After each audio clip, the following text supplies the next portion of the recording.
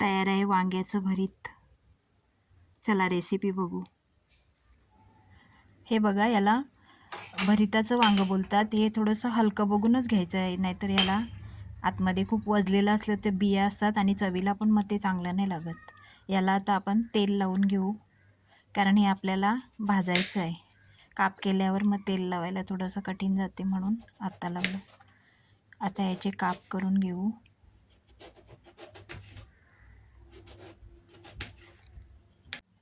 हे वांग्याचे काप करून घेतलेत. हे आता मी सळीमध्ये घालणार आहे, कारण हे आता आपल्याला गॅसवर गरम करून घ्यायचे आहेत. याच्यामध्ये मी बघा लसणाच्या पाकळ्या मध्ये मध्ये घालते. अख्खं वांगं पण आपण त्याच्यावर शेकू शकतो, पण मी ह्या पद्धतीने केले, कारण त्यामध्ये अळी जर असली तर आपल्याला समजत नाही आणि इथे आपण बघून कापू शकतो. हे बघा, ह्याला असं पण घालू शकतो आणि ह्याला कट मारून ह्यामध्ये लसूण आतमध्ये टाकू शकतो, म्हणजे हा वांग्याबरोबर शिजला जातो, भाजला जातो. ह्याच्यात मिरच्या पण घातलेत मी. हे बघा, असा लसूण यामध्ये आतमध्ये ठेवायचा आहे, मग तो वांग्याबरोबरच भाजला जातो.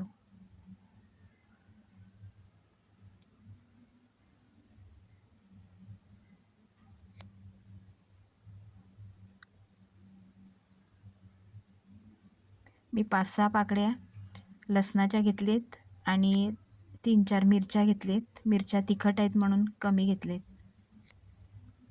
या भाजलेल्या मिरचीची आणि लसणाची चव खूपच छान येते, म्हणून ह्या गरजेच्या आहेत.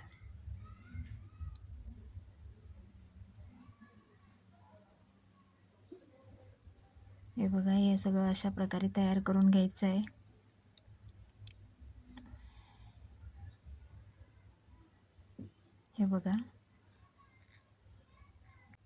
हे बघा, मी गॅसवर वांगं भाजायला घेतले. हे वांगं किती कोवळं होतं ते तुम्ही कापताना बघितलंच असेल. त्याच्यात बिया अजिबात नव्हत्या, त्याच्यामुळे हे पटापट शिजते. खूप वेळ नाही लागत हे शिजायला, म्हणजे भाजायला. पटापट भाजलं जाते.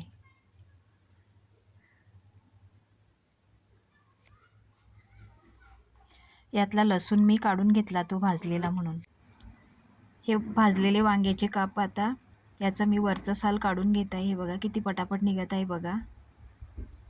वांग खूप कोवळं होतं, त्याच्यामुळे पटकन शिजलं. हे बघा, अशी सालं काढून घेते मी वरची. सगळ्या कापांची सालं काढून घेणार आहे.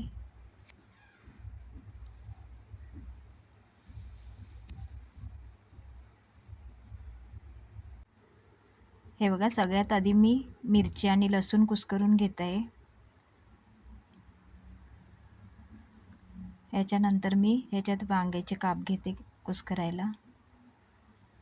हे सगळं कुस्करून घ्यायचं आहे, म्हणजे मॅश करून घ्यायचं आहे. मी हातानेच करते. कढईत तेल घेतले, त्याच्यात जिरं टाकले,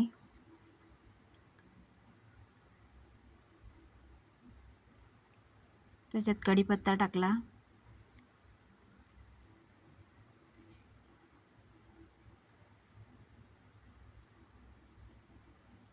कांदा टाकला,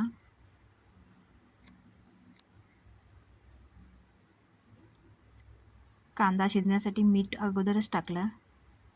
मिठामुळे कांदा लवकर शिजतो.